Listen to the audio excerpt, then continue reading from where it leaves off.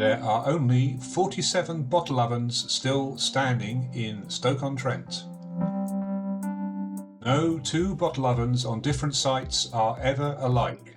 Nearly all were built by eye, based on the experience of the oven builder and the particular requirements of the factory owner.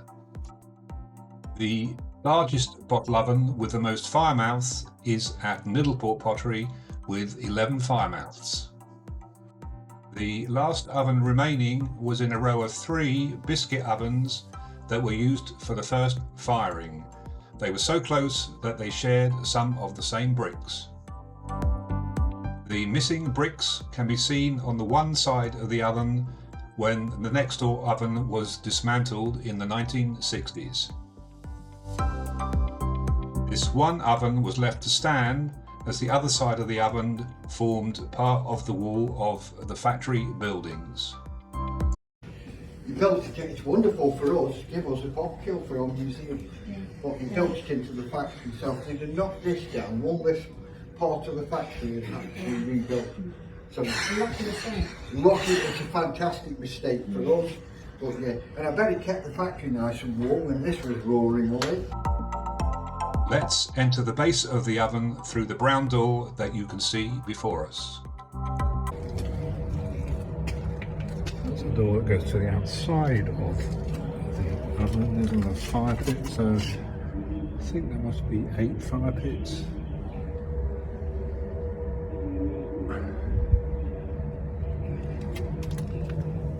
Around the edge.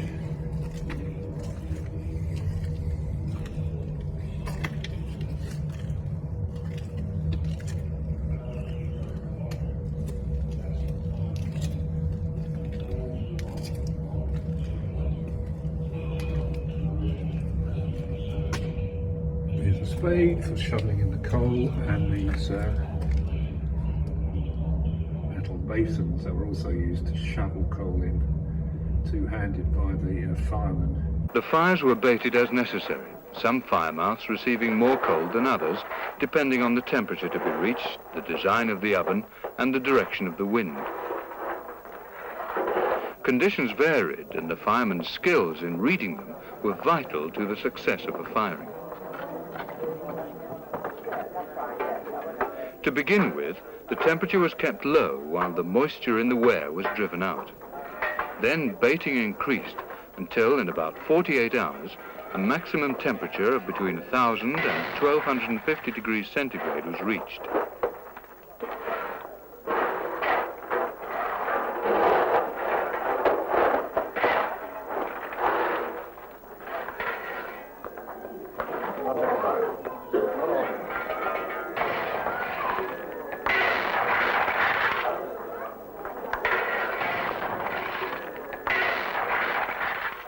The temperature was partly controlled by altering the position of the crown dampers and by the fire doors and regulating holes.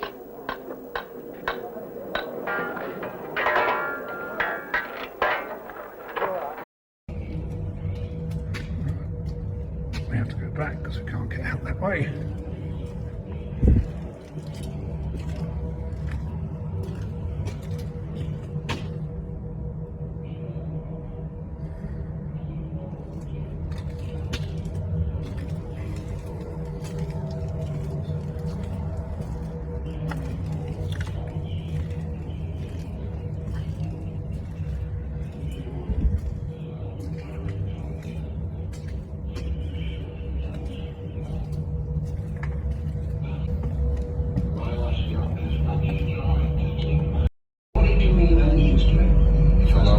Of the original 7. That's what it looks like from the top.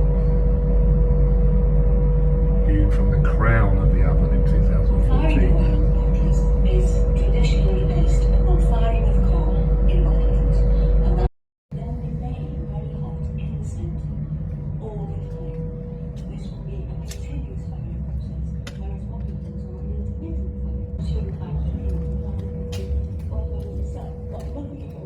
firing. So you have to do Square Saggars.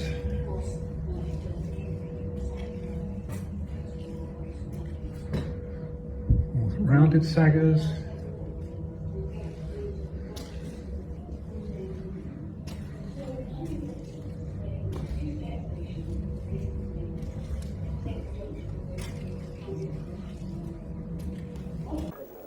The head placer or cod placer then directed the placing of saggars in the oven.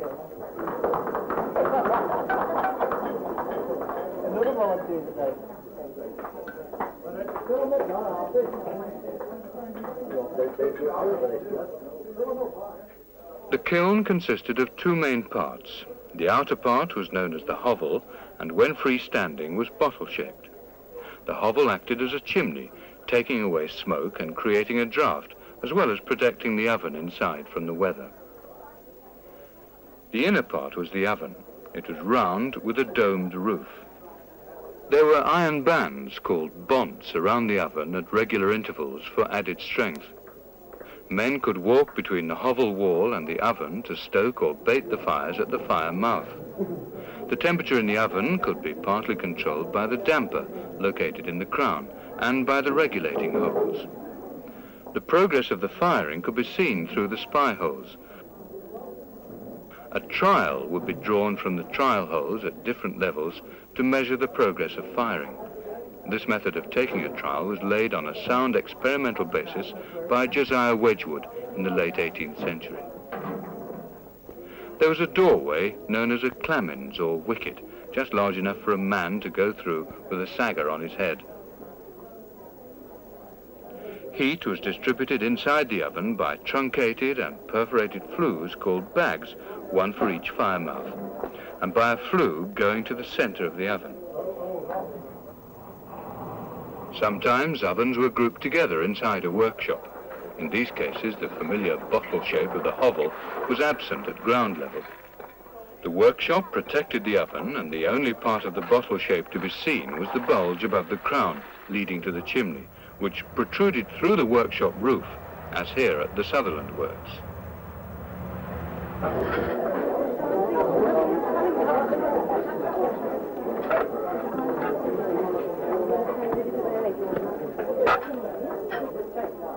The placers carried the saggars on their shoulders or heads. They put a rolled-up stocking inside their hats to protect their heads and keep the saggar steady.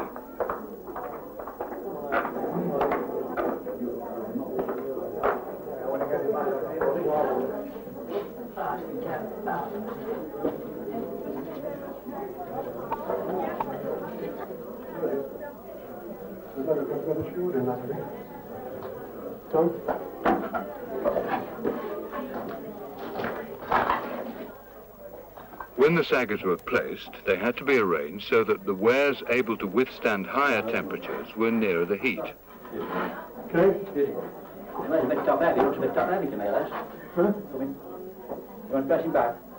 Over here. It looks a bit... I'll put pressure on him. I'll send it back. That'll do. That's it. Yeah. Hide up.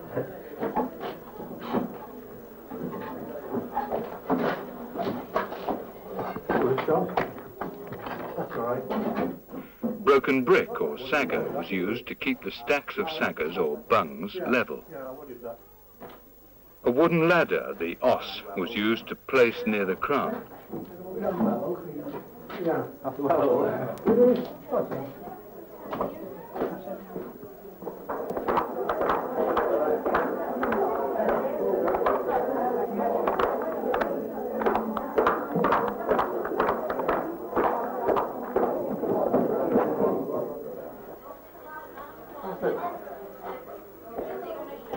What's the back?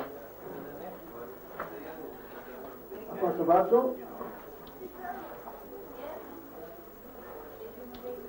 The bad shape saggars are struggle days. Yeah. Bad saggar like Machine there, you see. Hey? Machine there.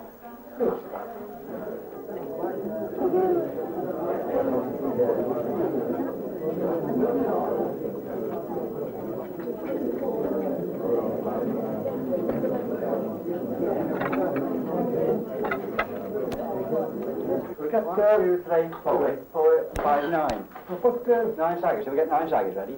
get 9 and finish it off. I know I got it. Well, If we put 4 on. Put 4 on.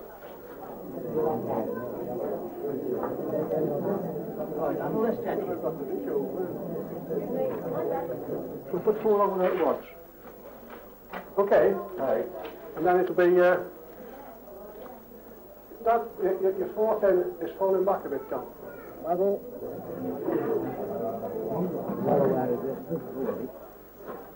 The back.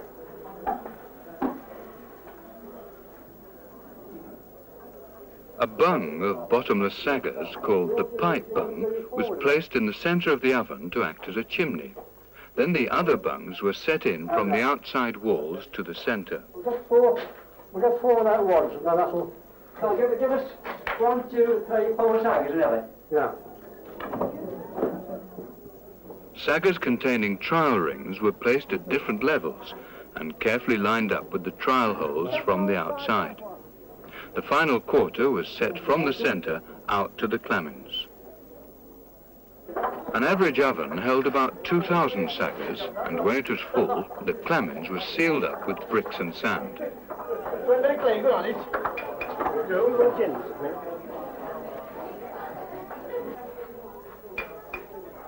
The trial holes were sealed at the same time.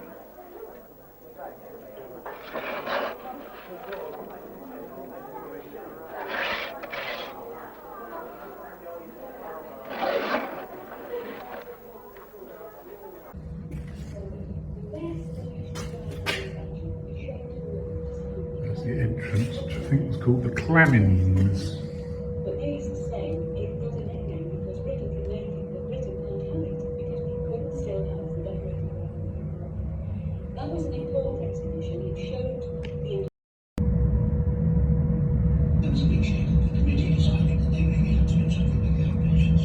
And that seems to be... It's got a glass cover on it. I think I saw a pigeon walk over there a minute ago.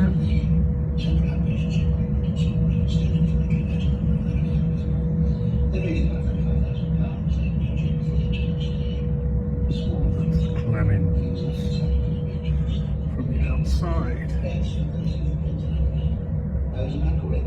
There was a health and safety a tremendous step forward. Of course, 1950 inside the because we were very soon afterwards. But in 1996, they refused the exhibition because of the need. There was a conjunction with the housing industry. What they proposed was an exhibition of symmetric wares. So it was the best British design and manufacture That is heavy. It's a bottom knocker. That was an important exhibition that showed the industry of politics and will be replaced medical designs. That's the model for the Saggar. Excellent. These really are popular being the industry and clearly now ready to produce something different. The Ribbon Cake exhibition That's a maul. They were made from a coarse local clay known as Saggar marl. Saggars were produced at the rate of about 10 an hour by a team of people working together. 1 or 2 skilled Saggar makers, a frame filler, and a Saggar maker's bottom knocker. I started when I was 14, bottom knocking. And that was bottom knocking for 2 Saggar makers. And then you had a frame filler. It was £1 a week when I started. A frame filler was £2, and the top Saggar makers be on about £7, £8. Of course, in them days, you had to wait for the Saggar maker to die before you could get on the wheel. Because nearly every pot bank carried 1 or 2, some carried 3, 4. The frame filler formed the sides of the Saggars by beating out a sheet of clay using a heavy wooden mallet known as a mow. Weighing some 15 kilos, the mows were stored in water to stop them drying out and splitting and to keep them heavy. The frame filler then wrapped a strip of flattened clay around a wooden drum to mould it into the right shape, using sawdust or sand to stop the clay from sticking. The bottom knocker, as the name suggests, formed the bottom of the saggars, making the precise shape by flattening a lump of clay to fit inside an iron hoop.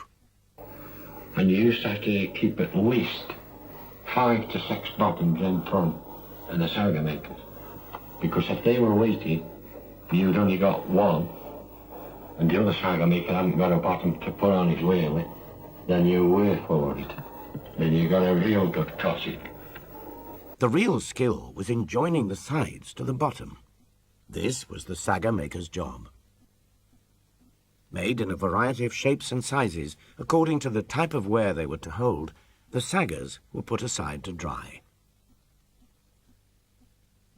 Then they were fired empty, right at the top of the oven, because they wouldn't support any weight. Once fired, they were ready for use. The extreme heat inside the ovens meant that each saggar only lasted for 30 firings or so.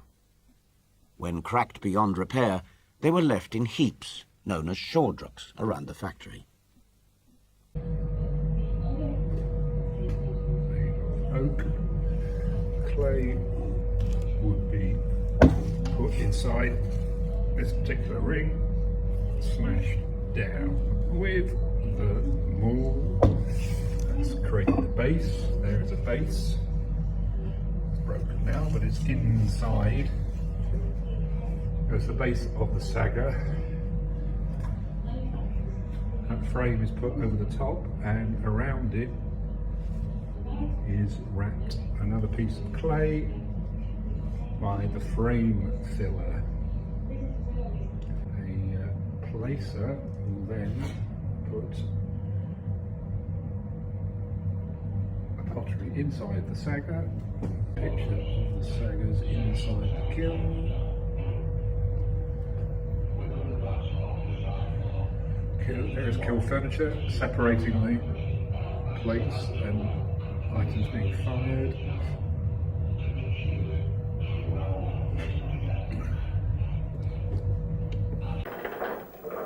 The decorated ware was now ready for glossed firing. First it was placed in saggars of different sizes and shapes. Some goods were placed flat, being separated by small pieces of refractory ware called spurs to prevent them from sticking together during firing, a process known as dottling.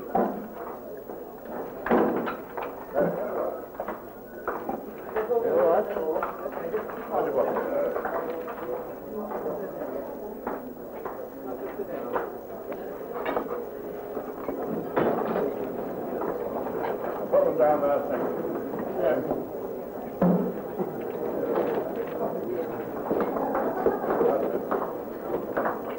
John and Draft,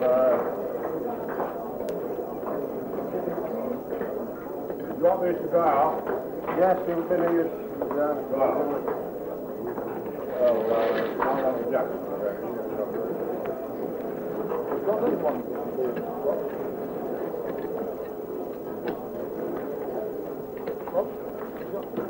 Other goods were placed edgeways on rods separated by thimbles, a process called rearing.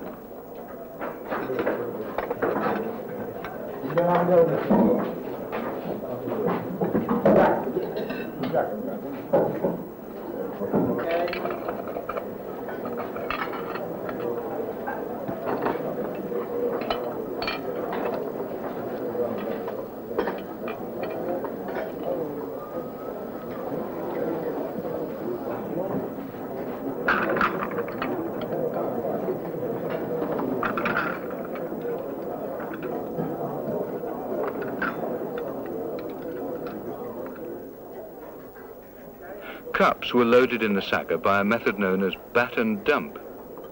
Firing was expensive, so saggar space was filled up with small items.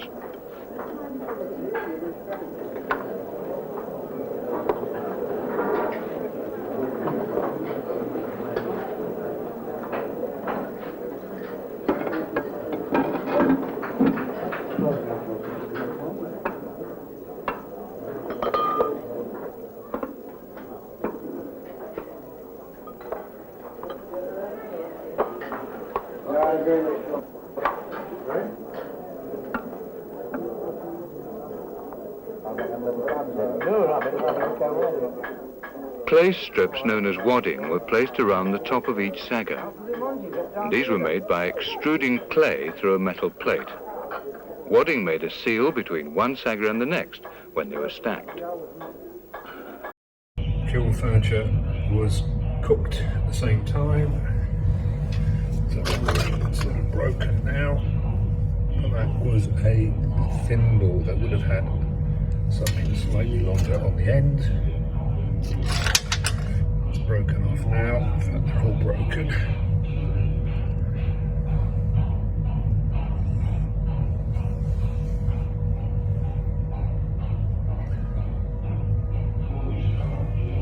That's what they would look like. Young girls called thimble pickers picked up unbroken kiln furniture after finding that it could be reused. It was all jumbled up in a big pile and you had to pick them out. It was so boring, I hated the job. Various bits of kiln furniture amongst various bits of pot in what looks like a wheelbarrow.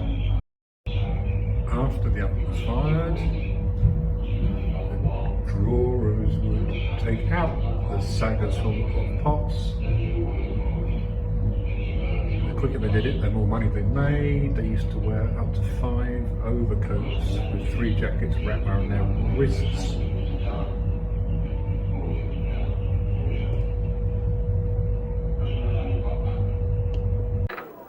When they were cool enough to handle, the saggars were drawn from the oven and put on specially built staging. Some 19th century pottery masters were known to try and speed up the process by drawing goods hot from the oven. The men were paid according to the amount of perfect ware drawn. In times of bad trade, the master potter often resorted to paying his men in truck, in goods rather than money. The times are bad, I can't command a ready money bill, and I've so large a stock on hand, my works must soon stand still. I really know not what to do, so wayward is me luck, unless that each and all of you your wages take in truck. I've this, I've that, I've what you will, with prices on and stuck, the same as in the invoice bill for you to take in truck. I've grocery goods of every kind and every flavoured tea, or green or black as you've a mind, or Congo or Bohea. I've flour at so and so per stone, both coarse and fine to sell, and when for broth you want a bone, I still can suit so well. I've this, I've that, I've what you will, with prices on and stuck, the same as in the invoice bill for you to take in truck. On these shelves are examples of biscuit-fired, undecorated mugs and pots that have come out of the biscuit oven. They would have been taken to the decorating department for the next stage of the process. The bottle oven and placing house are part of the Middleport Heritage Trail and are open to the public for an unguided tour 7 days a week between 10 and 4 p.m. It is a fascinating slice of history and highly recommended. Thanks to Middleport Pottery and the Regen Trust for continuing to lay on these tours. If you enjoyed this video, please click the like button and do subscribe so that you don't miss more clips of the heritage of Stoke-on-Trent. Thank you for watching.